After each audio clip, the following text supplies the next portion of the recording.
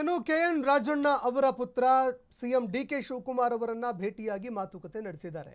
ದೆಹಲಿಯಲ್ಲಿ ಭೇಟಿಯಾಗಿ ರಾಜೇಂದ್ರ ಅವರು ಡಿಕೆ ಶಿವಕುಮಾರ್ ಅವರೊಂದಿಗೆ ಮಾತುಕತೆ ನಡೆಸಿದ್ದಾರೆ.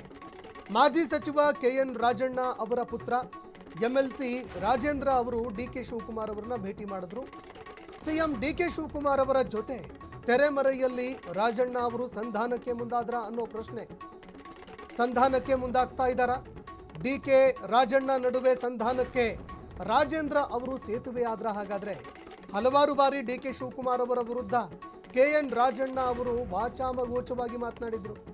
ಆದರೆ ಈಗ ಸಂಧಾನಕ್ಕೆ ಮುಂದಾಗ್ತಾ ಇದ್ದಾರಾ ಸಚಿವ ಸ್ಥಾನಕ್ಕಾಗಿ? ಯಾಕಂದ್ರೆ ಇದೀಗ ಕೆಎನ್ ರಾಜಣ್ಣ ಅವರು ಸಚಿವಾಕಾಂಕ್ಷಿ ಕೂಡ ಆಗಿದ್ದಾರೆ. ಅಪ್ಪ ಅಥವಾ ಮಗ ಈ ಇಬ್ಬರಲ್ಲಿ ಒಬ್ಬರಿಗೆ ಸಚಿವ ಸ್ಥಾನ ನೀಡಬೇಕು ಅಂತ ಮನವಿ ಕೂಡ ಮಾಡ್ಕೊಂಡಿದ್ದಾರೆ.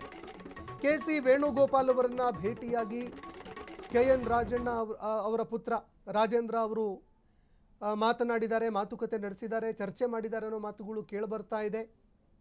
ನೋಡಿ, ರಾಹುಲ್ ಗಾಂಧಿ ಅವರ ವಿರುದ್ಧ ವೋಟ್ ಚೋರಿ ವಿಚಾರಕ್ಕೆ ಸಂಬಂಧಪಟ್ಟಂತೆ ಕೆಎನ್ ರಾಜಣ್ಣ ಅವರು ಮಾತನಾಡಿದ್ರು, ಅದಕ್ಕೆ ಸಚಿವ ಸ್ಥಾನವನ್ನು ಕಳ್ಕೊಂಡಿದ್ರು.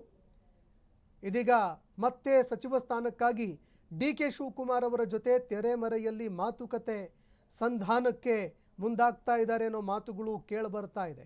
ಇನ್ನು ಡಿಕೆ ಶಿವಕುಮಾರ್ ಅವರು ಸಚಿವ ಸ್ಥಾನಕ್ಕೆ ಅವಕಾಶವನ್ನು ಮಾಡಿಕೊಡ್ತಾರಾ ಅನ್ನುವಂಥದ್ದನ್ನು ಕೂಡ ಕಾದು ನೋಡಬೇಕಾಗತ್ತೆ.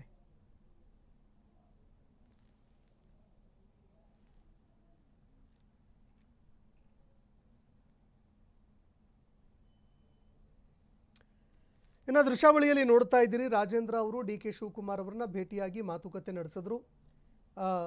ವೇಣುಗೋಪಾಲ್ ಅವರನ್ನು ಕೂಡ ಭೇಟಿಯಾಗಿ ಮಾತನಾಡಿದ್ದಾರೆ ಅನ್ನೋ ಮಾಹಿತಿಗಳು ಲಭ್ಯವಾಗ್ತಾ ಇದೆ.